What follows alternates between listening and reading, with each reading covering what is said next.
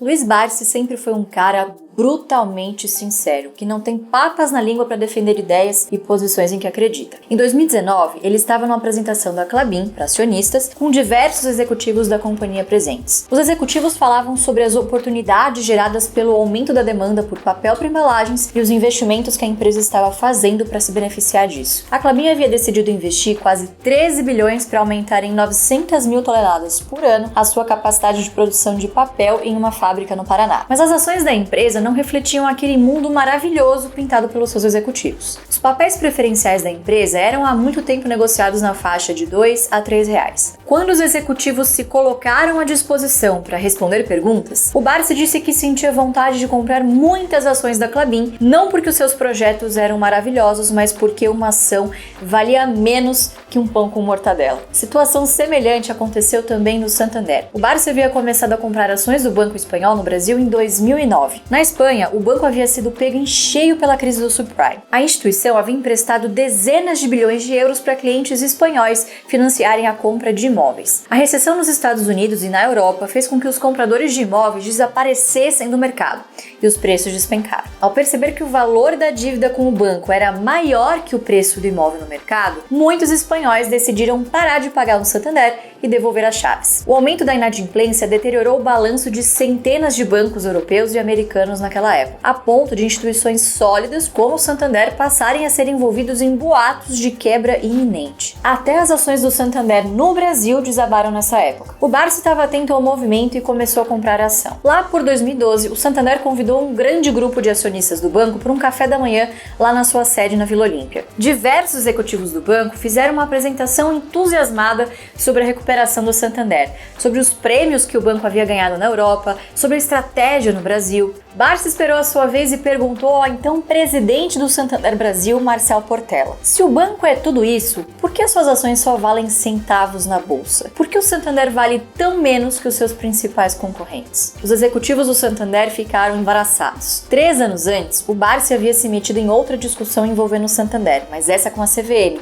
o órgão fiscalizador do mercado de capitais brasileiro. Barsi aproveitou a crise no banco na Espanha para comprar uma grande quantidade de ações que estavam sendo negociadas a 11 centavos. Como o banco tinha pouca liquidez no Brasil, as compras de Barsi chamaram a atenção. A CVM chegou a enviar uma carta para o Barsi perguntando que informação privilegiada ele tinha para comprar tantas ações do Santander. Irritado, o Barsi respondeu também por carta: eu sou um investidor bastante atento às oportunidades do mercado, de modo que quem me deu a informação privilegiada foi o próprio mercado, por meio de minha própria análise. Eu recomendo aos senhores que ajam como eu. Em vez de fazer questionamentos inúteis, comprem bons papéis e os guardem. A CVM nunca respondeu de volta. Outra de suas frases que ficaram famosas foi a afirmação que a Magazine Luiza um dia iria quebrar. Na entrevista, o Barsi disse que não sabia nem quando, nem como iria quebrar, mas afirmou que empresas de varejo, todas elas, sempre acabam quebrando. Na época, a ação ainda era uma das queridinhas do mercado. O Barsi foi chamado pelos acionistas da Magalu de tudo quanto é nome, de velho gagá a doido varrido. Mas o tempo é o senhor da verdade. Poucos meses depois, as ações da Magalu já eram negociadas 90% abaixo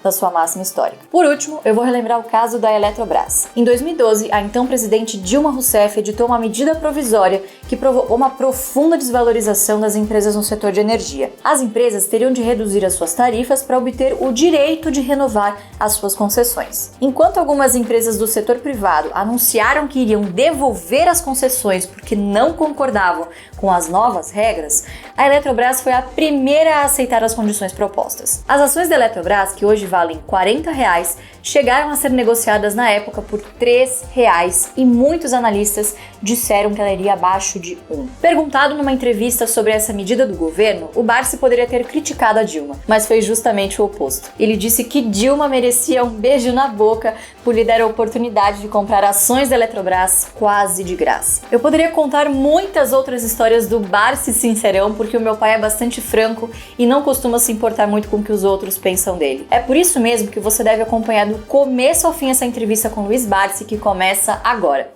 Barsi vai deixar formalismos de lado e revelar quais são as suas maiores posições na bolsa e quais ações ele tem comprado nos últimos meses. Você vai entender em detalhes a filosofia de investimentos que fez com que ele fosse de engraxate na infância a bilionário e maior investidor pessoa física da bolsa atualmente. Essa entrevista já vai começar, mas antes eu tenho avisos importantes para te dar. O primeiro é que somente quem fizer parte do nosso grupo de WhatsApp pode ganhar uma série de presentes ao longo dessa nossa aula magna gratuita. Se você já está recebendo as nossas mensagens por WhatsApp, significa que você já está cadastrado e não precisa fazer mais nada. Agora, se você chegou aqui pelo YouTube, pelo e-mail ou de outra forma, entre no grupo clicando no link logo abaixo e faça isso agora mesmo, porque os primeiros presentes para quem estiver no WhatsApp são o resumo dessa aula em PDF e o resumo do livro O Rei dos Dividendos do Barsi, que vão ser disponibilizados apenas aos cadastrados. Outro benefício incrível e exclusivo para quem estiver no WhatsApp é ter o direito de cursar o nosso MBA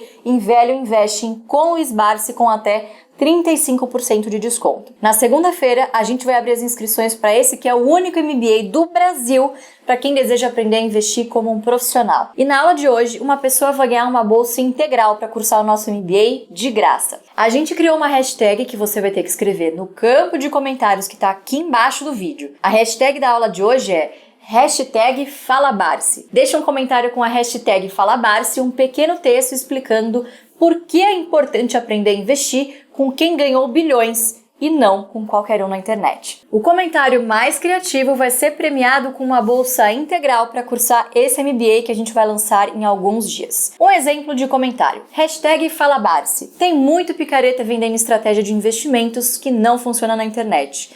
Então, escolha bem o seu mentor. É um privilégio ter a chance de aprender com o mais bem-sucedido investidor do Brasil. Fazendo algo tão simples quanto se cadastrar e deixar um comentário com a hashtag FalaBarsi, você já vai ter a chance de ganhar a sua bolsa de MBA. Então, pause essa aula agora mesmo, entre no grupo de WhatsApp e deixe o seu comentário para tentar ganhar a sua bolsa, porque esse MBA tá imperdível. Vai ter aulas com o Barsi e com vários outros professores espetaculares. Vai ter um evento presencial com o Barsi somente para quem se inscrever na próxima segunda-feira. Os 3 alunos com as melhores notas vão ganhar 100% de cashback de todas as mensalidades pagas e ainda vão ter o direito de conhecer os sócios aqui do AGF no almoço. Todos os alunos do MBA com curso superior completo vão ser convidados a trabalhar como consultores de investimento no Grupo Primo, do Thiago Nigro. E quem vier trabalhar no Grupo Primo ainda vai ter a chance de receber 50% das mensalidades do MBA de volta na forma de cashback. Mas calma, que mais adiante a gente vai explicar todos os detalhes dessas promoções. Porque agora é hora de uma aula completa com o meu pai. Com vocês, Luiz Barsi.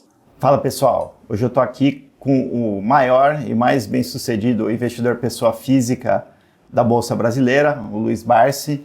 Eu sou João Sandrini, eu sou head da área de MBAs do Grupo Primo e a gente vai conversar aqui sobre o assunto preferido do Barsi, que são as empresas da Bolsa. O Barsi conta no livro que na casa dele ele adorava esse assunto, mesmo em almoços de família, nas viagens de férias, ele gostava de falar de empresas. Hoje vai ser o nosso principal objetivo também nessa aula, que é a segunda do método Barsi de dividendos. Barsi, vamos começar a esquentar aqui. Eu queria que você falasse um pouquinho sobre cada uma das suas 5 maiores posições na Bolsa, começando pela Unipar, que é a sua maior posição, uma empresa que você ganhou bilhões de reais com essa empresa. Ela chegou a ser 50% da sua carteira, porque a ação se valorizou tanto que ela cresceu passivamente de uma maneira fantástica. E aí, de forma bem objetiva, Barsi, por que o senhor acha que a Unipar vai continuar sendo um bom investimento daqui em diante? Por que essa posição é tão representativa para você? Bom, é evidente que eu acredito que a Unipar não volte mais para os 25, né? Nem para os 30 centavos, não é isso? Isso é uma coisa evidente. Mas eu acho que ela continua, sim, sendo uma boa opção, porque é uma empresa que distribuiu dividendos generosíssimos, tá certo? Em virtude do quê? Em virtude de uma postura empresarial que nós tivemos assim alguma posição, né? Alguma importância, que é o seguinte, que é não aumentar a base acionária de uma forma desordenada, como fizeram muitas outras empresas, não é isso? Todas, invariavelmente, todas as empresas que aumentaram muito a sua base acionária, hoje estão numa situação de dificuldade. Eu dou até alguns exemplos, não é isso? O Bradesco. O Bradesco, enquanto tinha uma base acionária menor, ele conseguia remunerar bem o acionista. Hoje o Bradesco tem 10 bilhões e 800 milhões de ações. Então você não precisa ser nenhum grande matemático para concluir o seguinte: para remunerar 10 bilhões e 800 milhões de ações, qual o lucro que ele precisa alcançar? Não é isso? Então as pessoas não se dão conta disso. E uma das coisas muito favoráveis na Unipar foi exatamente essa, que nós não ampliamos a base acionária. A empresa está em negociações aí para possivelmente comprar a Braskem. Ela dobraria de tamanho se o negócio se concretizar. O senhor vê isso como um potencial gerador de mais dividendos no futuro para a Unipar? Olha, eu sou muito conservador, tá entendendo? Eu faço um comparativo. Quanto a Unipar deu de dividendo até agora? Quanto a Braskem deu de dividendo até agora? Será que a Unipar comprando a Braskem, ela vai continuar dando bom dividendo? Será que todas as plantas da Braskem estão plenas para trabalhar? Será que esses 5 anos que a Braskem ficou aí, compra ou não compra, vende ou não vende, as plantas não precisam de uma atualização? Não sei, eu estou falando isso porque é uma pura imaginação. Mas eu acredito o seguinte, eu acredito que a proposta feita pela Unipar é aquela que melhor encanta os acionistas, porque é aquela que prevê o quê? Prevê futuramente estender uma OPA aos acionistas, é isso? Coisa que me parece que as demais ofertas não contêm esse ingrediente. Tá? É uma incógnita falar sobre isso. O principal controlador, da Unipar, Frank, é um camarada que ele tem uma boa visão de mercado, uma boa visão operacional, e se ele está fazendo isso é porque ele acredita que é um bom negócio. Vamos falar agora então um pouquinho da Klabin, que é a segunda maior posição do Barsi. A Klabin, ela é boa pagadora de dividendos, mas não é uma ação que se valorizou muito nos últimos 5 anos. Por que o senhor acredita que Klabin vai ser um bom investimento no futuro? Porque a Klabin é uma empresa que ela é uma empresa que ela é de capital intensivo e ela não para de crescer. A Klabin também tem uma questão ligada à quantidade de ações. Ela tem, acho que se não me falha a memória, quase que 6 bilhões de ações, não é isso? E não é fácil remunerar 6 bilhões de ações. A Klabin, interessante, a Klabin me ensinou, como muitas coisas no mercado eu aprendi, a Klabin me ensinou o seguinte, que dividendo você ganha por quantidade possuída e não por valor aplicado. E a Klabin, claro, a Klabin é uma empresa que tem projetos futuristas. É uma empresa que hoje poucas empresas se comparam a ela, tá entendendo? Em termos de avanço tecnológico, em termos de cuidar da floresta, enfim, em termos assim também de evoluir, não é? E as oportunidades que vão se apresentando para a Klabin, elas têm se intensificado. Por exemplo, a Klabin hoje, ela está fornecendo caixas de papelão para exportação de frutas, coisa que era feita em containers, pequenos containers de plástico, né? A Europa, a própria Ásia, hoje não quer mais que as frutas sejam embaladas em material plástico, tem que ser em caixa de papelão. Então é um mercado que cresceu bastante para ela. E com isso eu acredito que ela também, na razão direta que ela tem novas oportunidades de mercado, então ela cresce para suprir essa nova expectativa. Vamos falar um pouquinho agora da terceira maior posição, que é a AES, né? Essa empresa, ela não é uma pagadora de dividendos muito regular. Não, ela é uma boa pagadora de dividendos, tanto é fato que é a única empresa no mercado que já pagou 110% do lucro. Você sabia? No passado. Não, no passado, pouco tempo atrás. É que a AES Brasil, ela passou por uma reformulação estatutária, operacional, a AES Brasil hoje não é só matriz energética proveniente de hídrica. Hoje ela tem novas matrizes energéticas. E ela investiu bastante na compra de todos esses projetos. É muito importante que quando você entra num investimento, que esse investimento ele não venha somente aumentar o faturamento. É importante que ele, além de aumentar o faturamento, ele gere resultado.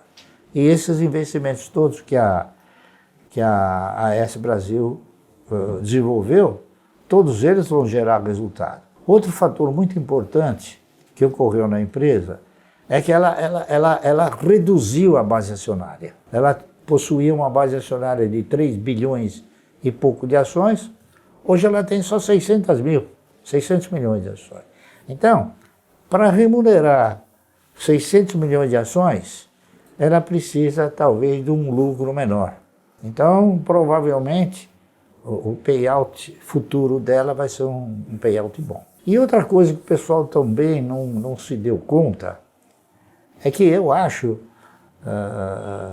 por razões óbvias, né, o seguinte, que quando ela negociava ações ordinárias, preferenciais e units, uma unit estava representada por 5 ações, uma ordinária e 4 preferenciais. Não é isso? Então, com o enxugamento da base acionária, eles eliminaram também a units e converteram todas as ações preferenciais em ordinárias. Então, hoje, a AES Brasil possui somente ações ordinárias.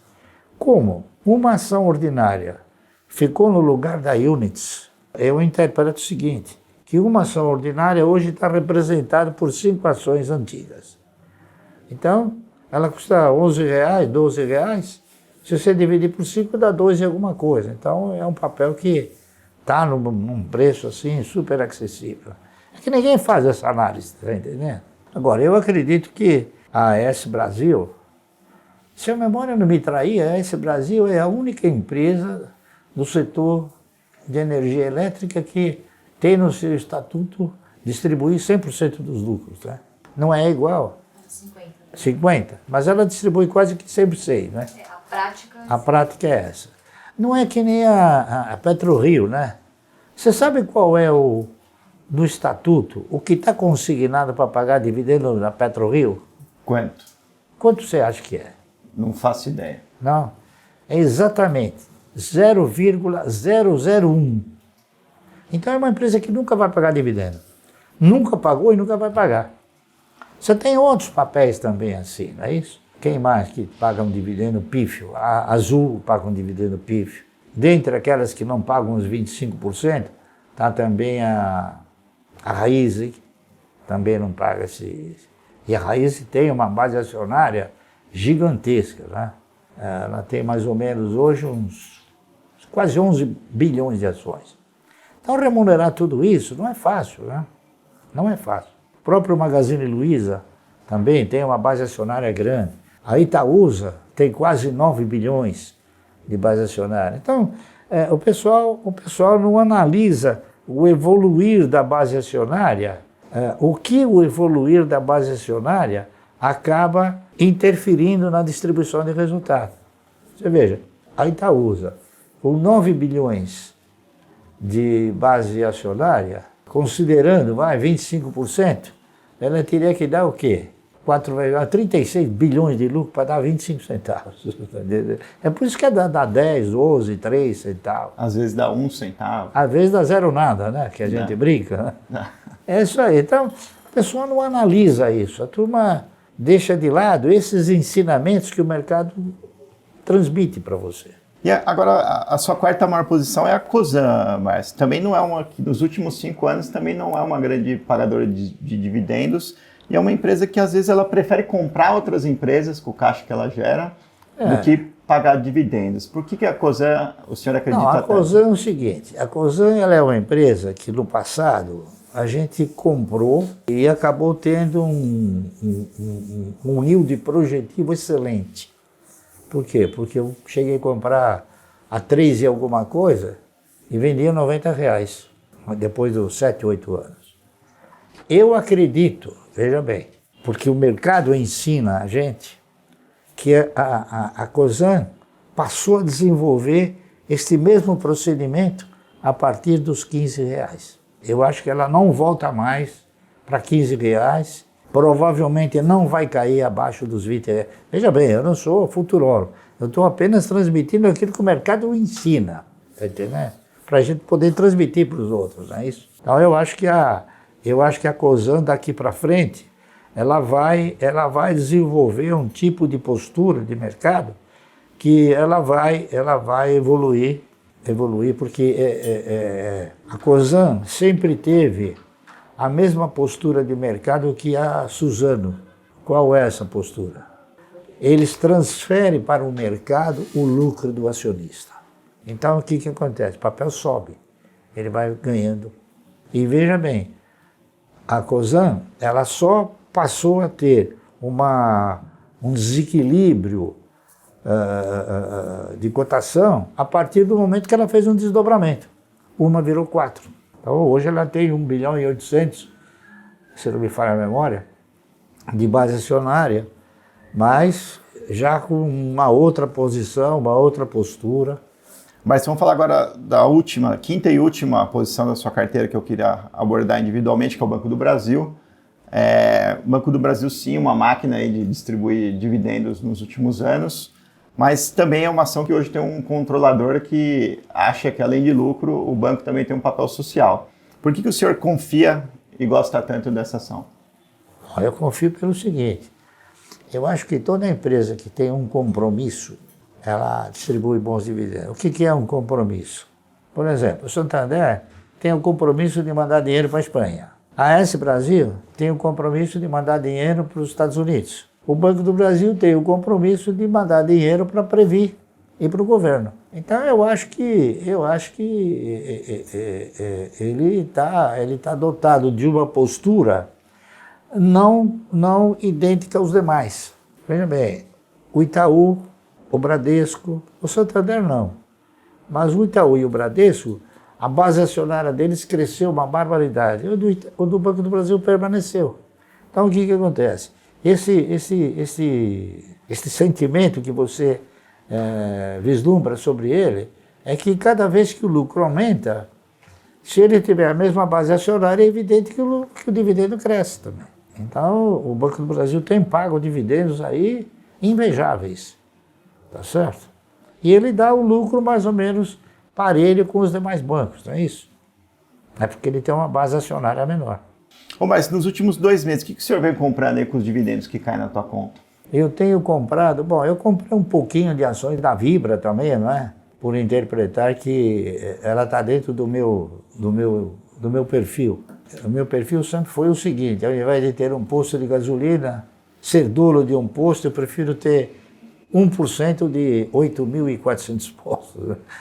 Então, porque acho que é uma empresa que tem um futuro brilhante, na minha opinião. Eu andei comprando também um pouquinho, além de ter comprado a AS Brasil, andei comprando também um pouco de Caixa Seguridade. Eu acredito no segmento, porque seguro é um pouco melhor do que energia elétrica, né?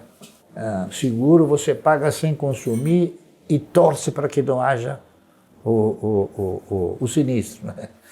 É um pouco melhor porque ainda você tem uma torcida favorável. Como a Caixa é uma empresa nova no mercado, eu acredito que ela tem um potencial muito assim, expressivo para crescer. Além do que, o seu presidente, num recente pronunciamento, ele divulgou aí que provavelmente, agora para 2024, a Caixa comece a pagar dividendo trimestral. É uma empresa que está dentro do meu DNA. O ministro Haddad ele tem dito aí que ele quer começar a taxar os dividendos. Se o senhor pudesse bater um papo com ele, fazer uma reunião com ele, o que o senhor diria para ele? Eu diria o seguinte, que o dividendo já é tributado.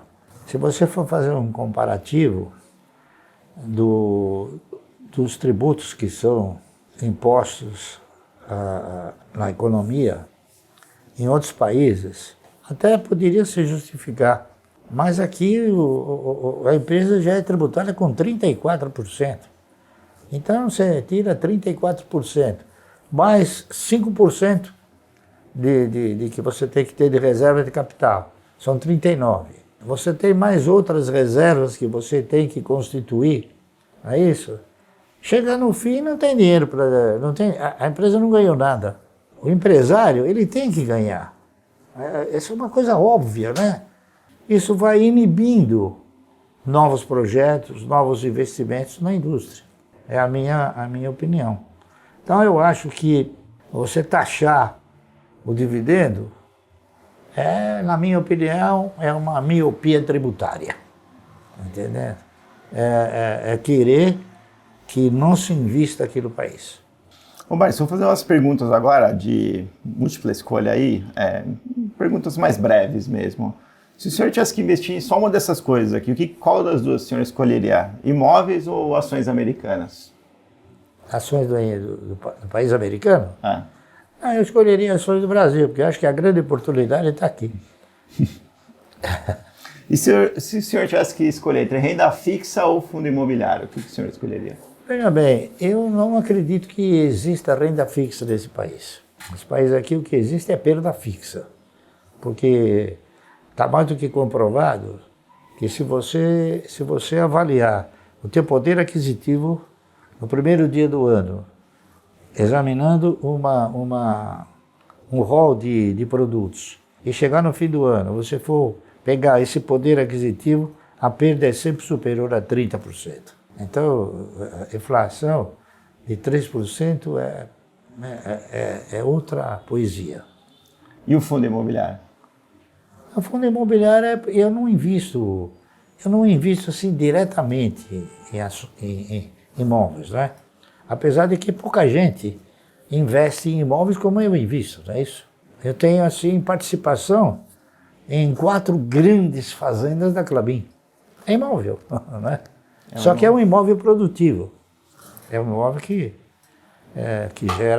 gera riqueza, né? Tem agora os fiagros na Bolsa, né? Como? Agora tem muito fiagro que tem sido lançado na Bolsa. Sim. É um pouco isso, né? Você aluga uma fazenda para alguém produzir nessa fazenda e recebe ali uma parte da mas isso aí produção. É antigo, viu? Esse processo aí, em outros países, é muito antigo. Por exemplo, na Argentina, há muito tempo atrás, você podia comprar um talhão de um vinhedo e depois você tinha o vinho. Isso aí é antigo. Isso agora que o país começou agora a desenvolver algumas atividades, né, que já são antigas nos outros países. Agora eu quero saber o que o senhor acha pior, Barsi. Comprar um Bitcoin por $30 mil ou emprestar dinheiro para o cunhado?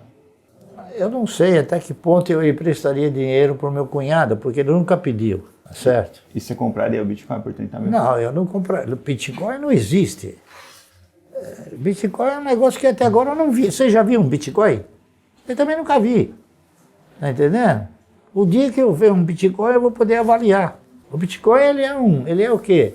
Ele é um conta corrente. Você está investindo num conta corrente, não é isso? Você está dando dinheiro na mão de alguém que... Criptomoeda é uma nomenclatura nova de tomar a sua grana, né? Mas isso somente cai os gananciosos. Aqueles que têm a cabeça no lugar, eles não aplicam em Bitcoin. Ainda no espírito aí do que é pior, Barsi? Varejo ou companhia aérea? Nenhuma das duas. Lojas Americanas ou Magalu? Porra, você quer me colocar numa situação difícil, né? Eu não invisto em varejo, principalmente em varejo de linha branca, em varejo de eletroeletrônicos, não é isso? Você pode ver que a loja americana mudou muito o seu nível de negociação, né, operação. Ela praticamente já quase que não vende produtos eletrônicos, porque eu acho que ela perdeu o crédito. E ela também não está vendendo linha branca também porque perdeu o crédito. Né? As empresas que vendem linha branca não deixam ficar um rabo tão grande como deixam ficar outras empresas, né? Basta você olhar para o passado e ver o histórico de cada atividade Então, veja bem, Mesbla, Casa Ângulo Brasileira, que é o MAP, Casa Centro, Giaronso, Clipper, Sloper, Ultralar, Eletrolândia e mais umas 40 quebraram. Agora tem uma que chamava Máquina de Vendas, também está com a falência decretada.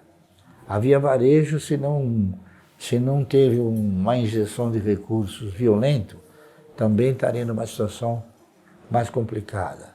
O Magazine Luiza foi alvo de uma subscrição fantástica. E o problema dessas empresas não é só a atividade. O problema dessas empresas é o custo que elas são obrigadas a desenvolver para poder manter as suas vendas.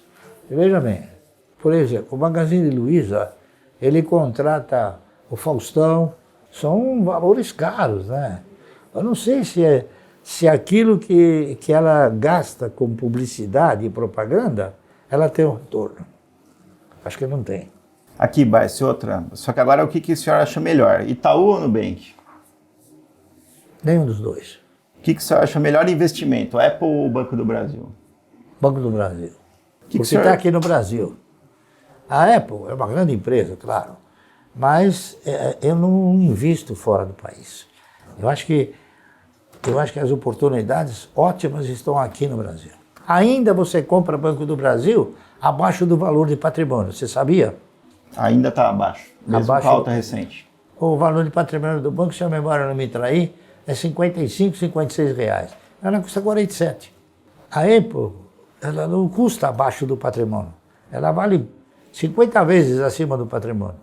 Então, eu não sei que yield você teria tendo uma ação da Apple. Ô, Barsi, o que o senhor mais odeia? Corretagem ou emolumento? Eu odeio os dois. Onde o senhor prefere passear, em Gramado ou em Paris? Gramado. E para trabalhar aqui em São Paulo, é melhor Centro ou Faria Lima? Para mim, eu sempre trabalhei no centro. Para mim é uma beleza. No centro você tem metrô, você tem ônibus, você tem facilidade. É uma pena que o centro ele se deteriorou de uma forma extraordinária, né? Eu espero agora que o novo governo recomponha o centro para que ele possa ter uma atividade mais brilhante, mas é uma pena que os imóveis tenham perdido tanto valor aqui. Como que o senhor prefere viajar, de jatinho particular ou de avião da Gol? Eu prefiro viajar de automóvel, quando eu não vou para o exterior, claro, né? E para se locomover, o senhor prefere um Porsche ou um metrô? Um Porsche? Não, eu prefiro... Olha, eu não sou um patrocinador. Eu considero aquele que tem um Porsche um patrocinador, ele patrocina a Porsche, tá entendendo? Então eu prefiro que ao invés do dinheiro estar na Porsche, está comigo. Porque eu analiso as coisas de uma forma mais autêntica. Olha, eu tenho uma média de gasto de uns 8, 10 mil reais. Eu gasto aquilo que é necessário, tá entendendo? Você veja bem, você vai comprar um Porsche, por exemplo, você vai pagar 500 mil reais. Eu tenho um Passat, uma variante Passat, 2010, custa 40 mil reais. A minha filosofia é a seguinte, eu consegui vencer porque eu não sou um patrocinador da Porsche, tá certo? Não sou um patrocinador. Eu prefiro que o dinheiro que eu vou colocar na Porsche fique comigo. Simplesmente isso. Então, isso daí é resultante do quê? É resultante de um aprendizado. Eu me sinto muito feliz e muito confortável em falar isso aí. Eu acho que o cidadão, ele não consegue administrar os seus egos. Então eu comecei tentando e consegui administrar os meus egos. Até o momento que eu passei a controlar os meus egos, não é isso? Então, é isso aí. Então, você vai falar, eu vou nos melhores restaurantes, está entendendo? Eu tenho acho que uns 40 pares de sapato. Quer dizer, você tem um lugar até que você sabe a propensão marginal para consumir, eu já não tenho mais. Tenho 600 camisas, está entendendo? Então, porque eu não tenho onde gastar o dinheiro. Então, eu moro bem, eu moro num apartamento de 300 metros, num prédio que tem 40 andares, um por andar, um prédio maravilhoso.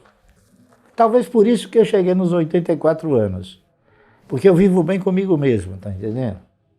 Eu vivo para mim, eu não vivo para os outros. Quem que mais te enche de orgulho, a Luiz Barsi ou a Unipar? Os dois. E qual que dessas duas opções aí te daria mais desgosto? Luiz Barsi fazendo day trade ou casando com alguém que o senhor não gosta? Eu acho que day trade ela não vai fazer nunca, porque ela comprou a ideia de que você tem que investir na geração de riqueza e é isso que ela desenvolve, não é isso? Tá certo? Agora, casar é ela que tem que decidir, né? Não sou eu. Perfeito. Depois do sucesso aí do teu livro, Barsi, O Rei dos Dividendos, como é que você gostaria que a sua história fosse contada? Com um documentário na Netflix, com um enredo numa escola de samba, como? Não, eu acho que a minha história, ela é muito bem colocada para o país pela AGF. Porque o que eu estou falando para vocês é o seguinte, eu não tenho assim, indicado um papel, oi, compra isso, faz aquilo. Eu sempre falo, ó, eu estou comprando, se você quiser comprar, problema teu. Então, eu acho que o que a AGF faz é uma estrutura educacional. Então, eu acho que isso tem que ser respeitado, tem que ser levado em consideração. E é uma coisa que o Estado devia fazer. Ele não faz. Por que o Estado não faz? Porque ele não tem interesse que você seja um investidor de mercado. Ele quer que você seja um agiota para emprestar dinheiro para ele. Perfeito. E perder dinheiro. Quem que é a pessoa que você mais admira no mercado financeiro brasileiro? Olha, uma pessoa que eu acho que é um bom gestor é o Walter Schack, da Suzano. O Frank também é um ótimo gestor. Da Unipar. Da Unipar. Então, tem fato que ele ficou... Você veja bem, a Unipar é o que é graças a ele, né? Graças ao ímpeto dele, porque quando ele foi obrigado a disponibilizar a Quator para a Braskem, ele ficou com um determinado valor pequeno e com metade da carbocloro, né? Então ele foi comprando o resto da carbocloro, acabou comprando também a Solve, a Indupa, enfim. Eu acho que ele é um ótimo administrador. E qual que é o seu investidor favorito? Warren Buffett, Benjamin Graham, Peter Lynch, Philip Fisher ou algum outro? Luiz Barsi. Muito bom. O que é mais importante? O Warren Buffett, você sabe que ele não distribui dividendo, né? Nunca Ele distribuiu. Então, eu sou favorável àquele que distribui dividendo, porque o dividendo, ele reforça o seu caixa. O Warren Buffett, o que ele faz? Ele reforça o ego do cidadão. Ele transfere para o mercado o ganho do acionista. O senhor já pensou em montar uma Berkshire Hathaway? Não. Não, porque eu estou no Brasil, não estou nos Estados Unidos. Né? O Brasil não tem ações com a mesma expressão que empresas americanas possuem. Né? Você pega uma Apple, né? E outras mais, a própria Coca-Cola, a General Electric, né? São empresas que o que elas negociam em um dia no pregão nos Estados Unidos equivale ao nosso mercado. Cada uma delas. Então é uma postura, é incomparável. Não há, essa pergunta que você faz é uma pergunta incomparável, não tem como comparar. Entendeu? Mas eu acho que muita gente gostaria de investir com o senhor se tivesse essa oportunidade. Bom, veja bem, a porta está aberta. Né? O que o senhor acha que é mais importante para vencer no mercado financeiro? Dominar a psicologia dos investidores ou contabilidade? Não, contabilidade ajuda. O que eu acho é que você tem que assumir uma postura de que você vai investir na geração de riqueza. E para você investir na geração de riqueza, você não fica milionário de repente. É uma caminhada, é uma estrutura que você tem que ter disciplina, tem que ter paciência. A Klabin não cresceu em um mês. A Klabin tem 124 anos, você sabia? Sabia. Sabia? Sabia. Então, ela cresceu em 124 anos. Então, é o prazo que as empresas têm para se desenvolver, não é isso? Mas se o senhor é o único caso aí na Bolsa Brasileira de pessoa que foi de engraxate a bilionário. E, não sei, eu sou o único tempo, que falam, né? Pode ser que tenham tido outros, né? E ao mesmo tempo, o senhor disse que qualquer um pode alcançar os resultados que o senhor alcançou investindo em ações. O senhor realmente acredita nisso? Eu tenho certeza. Se eu conseguir, por que uma pessoa agindo como eu não conseguiria? E depois eu tenho tido algumas questões, algumas perguntas, algumas indagações, o seguinte, Sr. Barsi, quando o senhor comprava ações da CESP, elas custavam 50 centavos. Hoje não tem mais ações de 50 centavos. Eu falei, bom, mas espera um pouco. Hoje você precisa considerar o seguinte, atualiza aqueles 50 centavos para o nível de hoje. Dá 31 e pouco. Né? Uma ação da Auren custa 14 reais. Então, hoje está melhor do que antigamente. Lamentavelmente, o poder aquisitivo do brasileiro foi cada vez mais se deteriorando. Ele não cresceu na mesma proporção que deveria ter crescido. O senhor recebeu aí mais de 1 milhão por dia nos últimos 2 anos aí em dividendos. Qual que é o seu sonho assim, que o senhor ainda quer realizar? Qual que é a meta que o senhor tem? Eu nunca esperava um dia ter uma retribuição como essa, né? Ela aconteceu e o que eu tenho feito é o seguinte, eu não olho para aquilo que eu recebo de dividendos naturalmente. Eu só vou avaliar na hora que eu vou fazer imposto de renda. Então, na hora que eu vou fazer imposto de renda, eu tenho uma relação do quanto eu ganhei em cada empresa. As empresas que pagam pouco eu elimino e passo a deter outras, né? Eu, por exemplo, eu estou me desfazendo de Eletrobras, devagar. Eu não estou vendendo, eu estou substituindo. Eu estou me desfazendo, eu já me desfiz de Banco Itaú, de Itaúsa, tá correto? Me desfiz também de Ultrapar, e estou me desfazendo também de Sabesp. Por quê? Porque esses papéis todos, eles deixaram de pagar um bom dividendo. Então eu vejo no fim do ano quanto que eles geraram de dividendo. E eu vou para aquelas empresas que a relação é mais gratificante. Mas o senhor com certeza é o bilionário da Bolsa aí que mais é acessível para compartilhar informações com o investidor comum. Tá? Acho que não tem ninguém no seu nível que tem uma preocupação tão grande com a educação financeira no Brasil. Quando o senhor não estiver mais aqui, como é que o senhor gostaria de ser lembrado no Brasil? Olha, eu tenho procurado esclarecer o seguinte. Eu acho que no Brasil, a educação financeira, ela é colocada como uma coisa super importante, e tem a sua importância, claro, mas eu interpreto o seguinte, o cidadão que tem por hábito, né, ou por princípio, não gastar mais do que ele ganha, eu acho que ele está financeiramente educado. O que eu acho que o brasileiro precisa ter é cultura de investimento. Cultura de investimento, saber na mão de quem ele coloca o dinheiro. Isso é cultura de investimento. E para finalizar, Barsi, por favor, deixa um recado aí para o pessoal que está pensando aí em se inscrever no MBA Value Investing, que a gente abre a inscrição na semana que vem. A Bolsa tem divulgado que no instante em que as taxas de juros vieram para baixo, houveram o ingresso de muitos investidores do mercado. Eu acho que é uma inverdade. Para o mercado vieram muitos especuladores. A maioria tentando ganhar no curto prazo, na oscilação do mercado, que não é fácil, tá entendendo?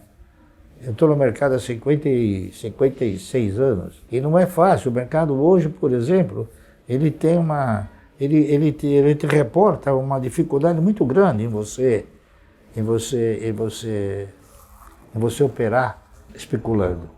Você só vai perder dinheiro. As indicações que a gente tem, as informações que a gente tem, é que muito desses que fugiram da renda fixa, não é isso? E vieram para o mercado, muitos perderam muito dinheiro. Eu acho que investidores mesmo, ainda no Brasil, existe uma quantidade muito pequena. daqueles que pensam. E o trabalho que a Luiz vem desenvolvendo é exatamente esse, de mostrar uma cultura de investimento que sedimente o cidadão investir a médio e longo prazo.